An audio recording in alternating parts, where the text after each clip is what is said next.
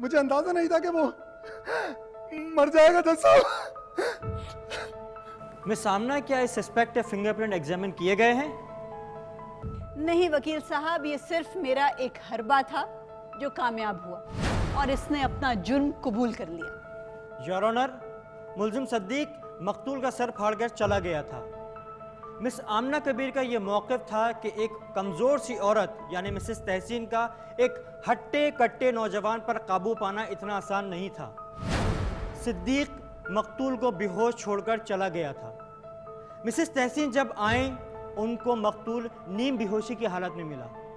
ऐसी हालत में एक नौजवान को काबू करना कोई मुश्किल काम नहीं था। इस चंगेज़ी औरत को अपना बदला लेना था, क्योंकि उस बेचारे ने इनका थोड़ा सा शरबत पिया था और शायद एक आध अंडा भी तोड़ दिया था। और योर ऑनर, मुल्जिम ने उसको कुर्सी पर बांधा और छुरी के गहरी वार उसकी कलाई पर किए, जो कि उसकी मौत का सबब बने। लिहाजा सज़ा की असल हकदार मुल्जिमा तहसीन आलम ही हैं। वकील साहब, मैं अपनी जरा मुकम्मल कर लूं, उसके बाद अदालत खुद फैसला कर लेगी। योर ऑनर, मैं मुमताज़ के शौहर इब्राहिम को अब कटहरे में बुलवाना चाहूंगी। इजाजत है। हाँ इब्राहिम, तुम्हें कैसे पता चला कि तुम्हारी बीवी मुमताज़ का सफ़ीर के साथ कोई ताल्लुक है? बात यह है कि सफ़ीर भी हमारे गांव में रहता है और मैं तो ज़्यादातर रहता ही गांव में हूँ, लेकिन मुझे इनकी गांव में सारी खबरें मिलती रहती थी। अरे लोग मुझे आके ताने देते थे कि तू यहाँ बड़ा चरपाई तोड़ रहा है और तेरी बीवी वहाँ कराची में गैर मर्द के साथ रंगरलियाँ मना रही है। लेकिन साहिबा, मैं नशई ज़रूर हूँ लेकिन बेगैरत नहीं हूँ। सर, ये शख्स अदालत में अपनी झूठी गैरत का ढंडोरा पीट रहा है। जो लोग गैरत के नाम पर कत्ल करते हैं ना, वो बुज़दिलों की तरह भागकर छुपते नहीं हैं, बल्कि खुद अपने आप को कानून के हवाले करते हैं। तुम तो मफरूर थे सर। इसको तो पुलिस ने मेरे कहने पर तलाश किया और अरेस्ट किया है और इन्वेस्टिगेशन ऑफिसर के तहरीरी बयान के मुताबिक इसने खुद अपना जुर्म कबूल किया है। बोलो अब अदालत में, तुमने ही सफीर को कत्ल किया है ना? मेरे सर पे गुस्सा सवार था और उस दिन जब मैं 6:30 बजे किचन की खिड़की से अंदर दाखिल हुआ तो मैंने देखा कि सफीर अपना सर पकड़कर उठने की कोशिश कर रहा है।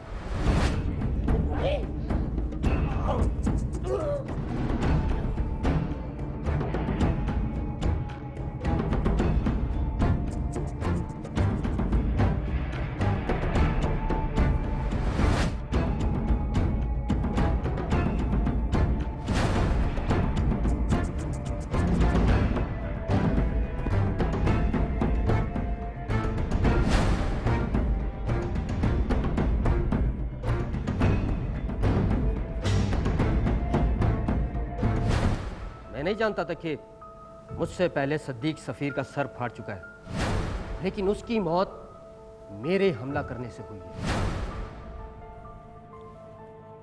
मुल्जिम इब्राहिम, क्या तुम इस बात का इतराफ़ करते हो कि तुमने दानिस्ता तौर पर मकतूल सफीर के ऊपर हमला किया था और उसकी हाथ की रगें सिर्फ इस वजह से काट दी थी कि उसकी मौत वाक़ई हो जाए? जज साहब, मैं उसे जान से मारना चाहता था और जज साहब, अगर मुझे मौका मिला ना तो मैं इस मुमताज को भी जिंदा नहीं छोड़ूंगा।